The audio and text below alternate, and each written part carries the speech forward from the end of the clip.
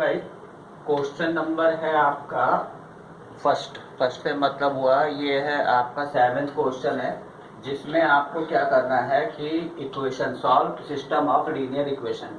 यहाँ पे linear equation आपको गिवन है और आपको क्या करना है एक्स वाई की वैल्यू, कहीं पे भी सॉल्व आता है तो वहाँ पे आपको एक्स वाई, या अगर आपका 3 वेरिएबल्स होंगे तो एक्स वाई जेड आपको क्या करना होता है, फाइंड करना होता है। ठीक है, तो ये आपका 4.6 एनसीईआरटी से हमने सेलेक्ट किया है क्वेश्चन, और कई बार हम आपको ये चीज रिमाइंड करा चुके हैं कि ये जो क्वेश्चंस है ये हम एनसीईआरटी से सेलेक्ट कर रहे हैं, और लेकिन ये ऑल बोर्ड्स जितने भी हैं CBSE, ISC and UP board, इन सब में ये कॉमन है ये, और ये क्वेश्चन भी आपको हर बुक में मिलेंगे। ठीक है, सीबीएसई और यूपी बोर्ड वहाँ तो एनसीईआरटी है, और जो आईएससी वहाँ पे एमएल अग्रवाल या अदर कोई बुक है तो वहाँ भी ये क्वेश्चन मिलेंगे, टॉपिक वही है, कॉन्सेप्ट वही है।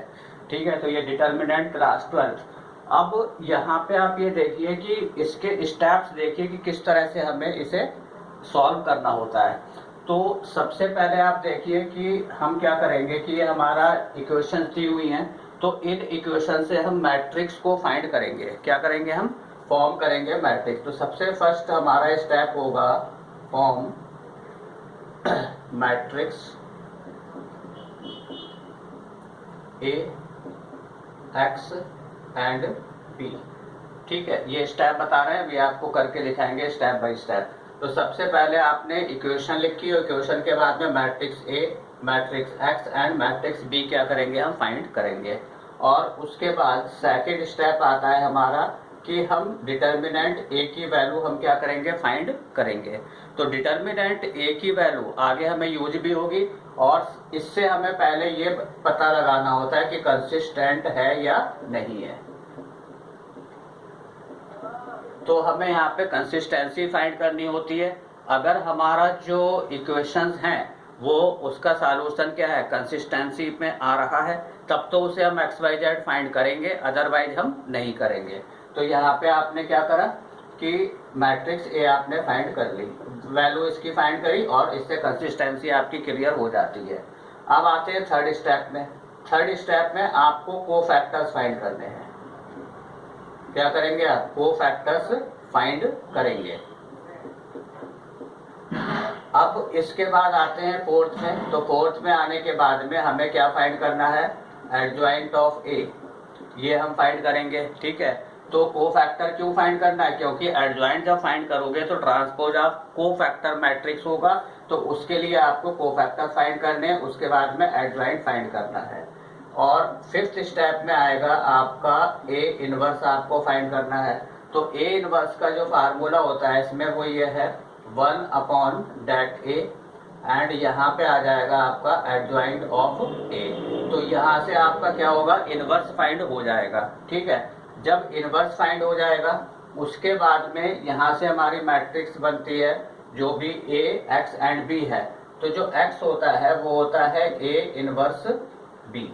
तो यहाँ से आप क्या करेंगे, A inverse B, A inverse and B, इसको आप मल्टीप्लाई करेंगे, और एक्स वाली जो मैट्रिक्स है कंपेयर करके एक्स वाई जेड की वैल्यू फाइंड हो जाएगी। तो ये स्टेप्स है जिससे आपको स्टेप बाय स्टेप करेंगे। अब चाहे मैट्रिक्स आपकी यहाँ पे इक्वेशन 2 वेरिएबल हो या 3 वेरिएबल हो, सब में यही कॉन्सेप्ट लगेगा। 3 वेरिएबल वाला थोड़ा लेंथी हो जाएगा, 2 वाला थोड़ा शॉर्ट में रहेगा, लेकिन सब में यही करना है। और ये जितनी भी चीजें हैं, ठीक है, आपको डेट ए फाइंड करना, इवेलुएट करना, सबसे स्टार्टिंग वाली एक्सरसाइज में था। उसके बाद बीच में आपने कोफैक्टर्स फाइंड करना भी सीखा था, एडजॉइंट ए बी फाइंड करना सीखा था। ठीक है, यहाँ तक आप कर चुके हैं। फिर ए इनवर्स यहाँ पे एक अलग मेथड है जिससे हम ए इनवर्स फाइंड करेंगे। उसके बाद में यहाँ पे कंपेयर इनटू करेंगे, और मल्टीप्लाई करना भी 2 मैट्रिक्स आप सीख चुके हैं। ठीक है, वहां से कंपेयर होगा। अब देखिए कितना इजीली हम करेंगे। तो सबसे पहले देखिए यहाँ पे जब ए आती है मैट्रिक्स आपकी, तो ए में क्या होगा आपका, देखिए यहाँ से चलिए इक्वेशन नंबर 1 लीजिए। तो कोफिशिएंट ऑफ एक्स ये आ गया, कोफिशिएंट ऑफ वाई ये आ गया, ये 7 हो गया, ये 3 हो गया। तो ये आपकी मैट्रिक्स ए फाइंड हो जाती है। तो फर्स्ट स्टेप में है form matrix A X and B. तो ये ए आ गई, ये कहां से बनी, coefficient of X and Y से। ठीक, उसके बाद में आते हैं एक्स में। तो x में आपको यहाँ पे वेरिएबल्स लेने हैं, तो वेरिएबल्स यहाँ पे 2 हैं, तो क्या हो जाएगा x एंड y हो जाएगा। अगर 3 वेरिएबल्स होंगे तो यहाँ पे x y z हो जाएगा। इसके बाद आते हैं b मैट्रिक्स में, तो b में आपको यहाँ से आ जाएगा, ये 4 है और ये 5 है। तो इस तरह से आप क्या करेंगे, मैट्रिक्स फाइंड कर लेंगे। अब फर्स्ट स्टेप आपका कंप्लीट हो गया।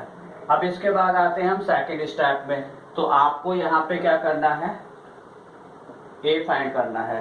तो a फाइंड करेंगे तो ये हो गया, तो इसमें क्या होगा 5 इंटू 3 माइनस 7 इंटू 2, तो ये आपका हमें देगा कितना होगा, ये 15 माइनस 14, तो ये आ गया 1 और नॉट इक्वल टू 0। ठीक है, तो आप जो शुरू के क्वेश्चन नंबर 1 एंड 6 हमने आपको कराए थे, तो वहां पे क्या था कि जो a है, a नॉट इक्वल टू 0 है, तो यहाँ पे क्या होगा, जो हमारा ये पेयर दिया हुआ है ये कंसिस्टेंट है। ये कंसिस्टेंट का मतलब है कि इनवर्स एग्जिस्ट है। अगर कंसिस्टेंस होगा तभी तो इनवर्स एग्जिस्ट होगा, जब यहाँ पे कंसिस्टेंट नहीं होगा तो इनवर्स एग्जिस्ट नहीं होगा। तो ये आपका सेकंड स्टेप आ जाता है। इसके बाद आते हैं थर्ड स्टेप में, तो थर्ड स्टेप में आपको कोफैक्टर्स फाइंड करने हैं। कोफैक्टर्स भी किसके करने हैं, कोफैक्टर्स ऑफ ए, ये आपको फाइंड करना होता है। सब ए से रिलेटेड है, बी और एक्स का यूज तो हम केवल यहाँ पे करेंगे लास्ट वाले इसमें। ठीक है, अब यहाँ पे देखिए कोफैक्टर्स आपको फाइंड करने हैं, तो जो A11 होगा ये फर्स्ट एलिमेंट है, तो यहाँ पे इसकी वैल्यू कितनी आ जाएगी, 3 आ जाएगी। उसके बाद आएगा A12, ये वाला है, तो हमने बताया था कि अगर ये इवन में होता है तो पॉजिटिव वैल्यू होगी, और अगर ये ऑड में होगा 1 + 2 करेंगे तो 3 हो जाएगा, तो ये क्या हो जाएगा माइनस में। तो ऑड है तो आप माइनस लिख दीजिए। अब ये रो ये कॉलम हट गया आपका, तो ये कितना हो गया आपका 7 हुआ। इसके बाद आ जाइए A21, ठीक है, तो A21 ये वाला हुआ, तो ये भी देखिए ऑड में आ रहा है तो ये माइनस में आएगा आपका। अब देखिए ये रो और ये कॉलम हट गया, तो ये आ गया आपका 2। इसके बाद आते हैं A22 में, तो A22 आपका कौन सा हुआ, ये 2 और 2 4 हो गया, तो 4 का मीन्स हुआ इवन होगा तो पॉजिटिव रहेगा। अब इसको निकाल रहे हो, ये रो और ये कॉलम हटा दीजिए, तो इसकी वैल्यू आ जाएगी 5 आ जाएगी। ये कोफैक्टर्स आपने फाइंड कर लिए। अब आते हैं हम कहाँ पे, एडजॉइंट ऑफ ए।